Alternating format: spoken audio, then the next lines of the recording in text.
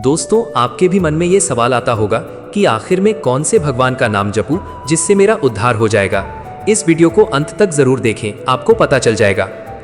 दोस्तों, एक सवाल है, सीधा लेकिन बहुत गहरा।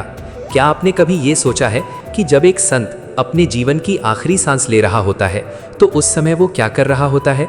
क्या वो राम राम जप रहा होता है, या कृष्ण कृष्ण, या ओम नमः शिवाय, या कुछ और? रुकिए और इस सवाल को थोड़ा और गहरा करते हैं।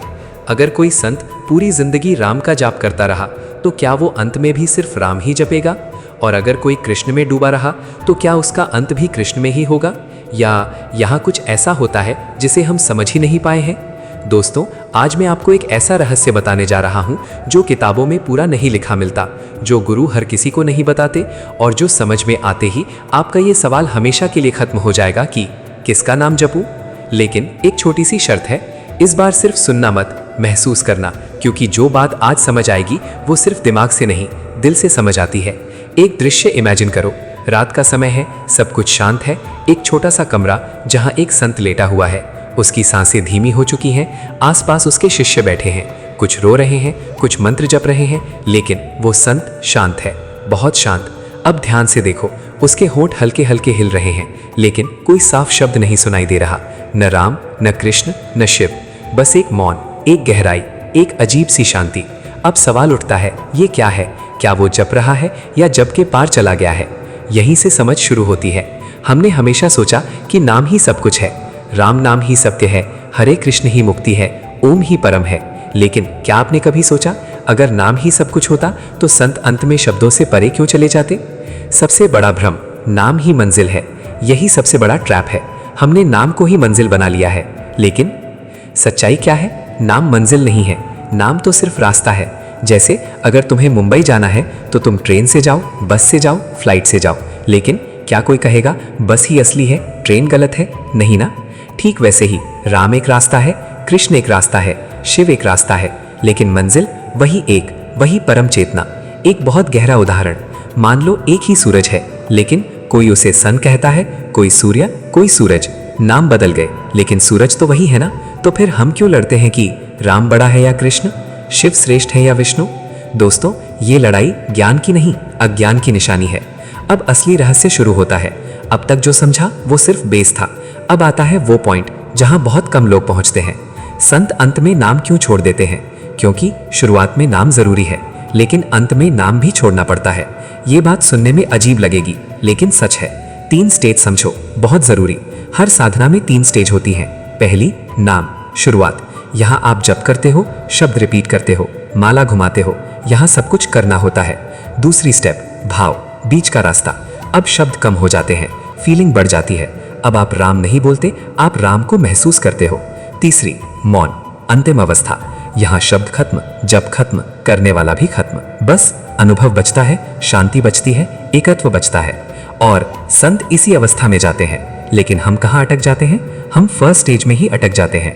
हम शब्द रिपीट करते रहते हैं, लेकिन अंदर कुछ बदलता नहीं। फिर हम कहते हैं जब से कुछ नहीं होता, लेकिन सच क्या है? हम जप नहीं कर रहे, हम सिर्फ शब्द बोल रहे हैं। अब समझो, भाव क्या है? बहुत लोग पूछते हैं मुझे भाव नहीं आता। तो सुनो, भाव कोई टेक्निक नहीं है, भाव एक रिएक्शन है। कैसे? अगर तुम किसी को सच में प्यार करते हो तो क्या तुम्हें फील करने की टेक्निक चाहिए? नहीं, वो अपने आप आता है। ठीक वैसे ही जब तुम अपने इष्ट को जानोगे, उसकी कहानी सुनोगे, उसकी लीला समझोगे, तो भाव अपने आप आएगा। एक छोटा सा एक्सपेरिमेंट करो। आज रात 5 मिनट के लिए बस इतना करो, आंखें बंद करो, अपने इष्ट का नाम लो और इमेजिन करो कि वो तुम्हारे सामने है। बस देखो कुछ बदलता है या नहीं। अब आता है अगला रहस्य, ध्वनि। तुम सोचते हो कि नाम सिर्फ एक शब्द है, लेकिन हर शब्द एक वाइब्रेशन है। जब तुम राम कहते हो तो सिर्फ आवाज नहीं निकलती, तुम्हारे अंदर एनर्जी मूव करती है। इसे सिंपल भाषा में समझो। तुमने देखा होगा कोई गाना सुनकर मूड बदल जाता है, कोई शब्द सुनकर गुस्सा आ जाता है। क्यों? वाइब्रेशन। तो सोचो, हजारों साल से सिद्ध नामों का वाइब्रेशन कितना पावरफुल होगा। श्वास का गुप्त विज्ञान बहुत पावरफुल। अब ये पार्ट बहुत कम लोग जानते हैं। जब तुम सांस अंदर लेते हो, मन में नाम लो, जब सांस बाहर छोड़ते हो, फिर नाम लो। धीरे धीरे नाम बराबर श्वास बन जाता है। और जब ऐसा होता है, जब ऑटोमेटिक हो जाता है, इसे कहते हैं अजपा जाप, निरंतरता, असली गेम चेंजर। तुमने कभी पानी उबालने की कोशिश की है? अगर तुम बार बार गैस बंद करोगे तो पानी कभी नहीं उबलेगा। ठीक वैसे ही अगर तुम जप करते हो फिर छोड़ देते हो तो कुछ नहीं होगा। समय का खेल, सब समय सेम नहीं होते। सुबह 4-6 ब्रह्म मुहूर्त, शाम का समय, ये सबसे पावरफुल होते हैं। क्यों? क्योंकि उस समय माइंड नेचुरली काम होता है। मन की सबसे बड़ी गलती, तुम जप कर रहे हो लेकिन माइंड कहाँ है? Future, past, problems. तो फिर जप कहाँ हुआ? एक ट्रिक, जब नाम लो अपनी आवाज सुनो, बस सुनो, धीरे धीरे माइंड शांत हो जाएगा। अहंकार सबसे बड़ा ब्लॉकेज, मैं जप कर रहा हूँ, मैं साधक हूँ, यही सब रोक देता है। जब तक मैं है तब तक दूरी है, और अंत में प्रेम। सब कुछ छोड़ो, बस ये समझो, अगर प्रेम नहीं है तो कुछ भी नहीं है, लेकिन अगर प्रेम है तो कुछ भी काफी है। अब सबसे बड़ा सच, संत अंत में क्या जपते हैं? वो नाम नहीं जपते, वो अनुभव में होते हैं, जहाँ कोई शब्द नहीं, कोई ध्वनि नहीं, कोई अलगाव नहीं, बस एकता, शांति, मौन, और वही असली मंजिल है। अब तुम्हें क्या करना है? बहुत सिंपल, एक नाम चुनो जो दिल को छू जाए, रोज करो बिना कंपेयर किए, और याद रखो, शुरुआत में नाम, बीच में भाव, अंत में मौन। अब सवाल आता है कि अगर अंत में मौन ही है तो शुरुआत में नाम की जरूरत क्यों है? इसका जवाब एक नदी की तरह समझो। एक नदी पहाड़ से निकलती है, शुरुआत में तेज होती है, शोर करती है, पत्थरों से टकराती है, लेकिन जैसे जैसे आगे बढ़ती है उसका शोर कम होता जाता है और अंत में वो समुद्र में मिल जाती है, और फिर नदी नहीं रहती, समुद्र बन जाती है। ठीक वैसे ही शुरुआत में तुम नाम जपते हो, फिर भाव में जाते हो, और अंत में उसी में विलीन हो जाते हो जिसे तुम जप रहे थे। जप का मकसद भगवान को बुलाना नहीं है, जप का मकसद खुद को बदलना है। अब एक और गहरा पॉइंट समझो, परमात्मा दो तरह से अनुभव होता है, रूप और निर्गुण।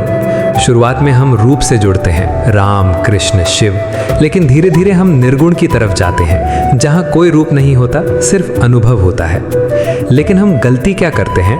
हम रूप में ही अटक जाते हैं, जबकि संत रूप से शुरू करके निर्गुण में खत्म होते हैं। एक मोमेंट इमेजिन करो, एक संत बैठा है, पहले वो राम जप रहा था, फिर राम की इमेज दिखने लगी, फिर इमेज भी गायब हो गई, और अब सिर्फ एक प्रेजेंस है, कोई नाम नहीं, कोई रूप नहीं, बस होना। यही साक्षी भाव है। लेकिन यहाँ एक चीज होती है जो बहुत लोग समझ नहीं पाते। जैसे जैसे तुम गहरे जाते हो तुम्हें खालीपन महसूस होता है और लोग डर जाते हैं, लेकिन यही सही दिशा है। ये खालीपन नहीं है, ये शून्य है, और शून्य ही पूर्ण है। जब धीरे धीरे तुम्हारे अंदर की सारी भरी हुई चीज़ों को खाली करता है, तुम्हारे थॉट्स, तुम्हारे डर, तुम्हारी टेंशन, और जब तुम एम्प्टी हो जाते हो तभी असली चीज़ आती है, शांति, आनंद, प्रेम, और सबसे खास बिना कारण का आनंद। अब एक और सच, जब का असर तुरंत बाहर नहीं दिखता, पहले अंदर बदलाव होता है, तुम्हारा रिएक्शन बदलता है, तुम्हारा बिहेवियर बदलता है, तुम्हारा पेशेंस बढ़ता है। लेकिन हम बाहर रिजल्ट ढूंढते हैं, इसलिए हमें लगता है कुछ नहीं हो रहा। जब तक तुम सोचते हो कि मैं कर रहा हूं तब तक दूरी है, लेकिन जब तुम सरेंडर करते हो तब कनेक्शन बनता है, और जब कनेक्शन बनता है तब प्रेम आता है, और जब प्रेम आता है तब जब एफर्टलेस हो जाता है, और अंत में वही होता है जो सबसे गहरा है। संत अंत में नाम नहीं जपते, वो नाम बन जाते हैं। वो राम नहीं कहते, वो राम हो जाते हैं। वो कृष्ण नहीं पुकारते, वो कृष्ण में खो जाते हैं। अंतिम अवस्था में न जप करने वाला रहता है, न जप रहता है, न नाम, बस एक शुद्ध अनुभव, एक मौन, एक पूर्णता, और यही मुक्ति है। अब तुम्हारे लिए क्या करना है? बहुत सिंपल है, एक नाम चुनो जो दिल को छू जाए, रोज थोड़ा समय दो, बिना कंपेयर किए, बिना डाउट के, और धीरे धीरे उस नाम में डूब जाओ। याद रखो, परमात्मा नाम में नहीं, भाव में है। परमात्मा शब्दों में नहीं, मौन में है, और परमात्मा कहीं बाहर नहीं, तुम्हारे अंदर है। बस नाम से शुरू करो, भाव में डूबो, और मौन में खो जाओ, और एक दिन ऐसा आएगा जब तुम्हें जप नहीं करना पड़ेगा, जब तुम्हें जिएगा।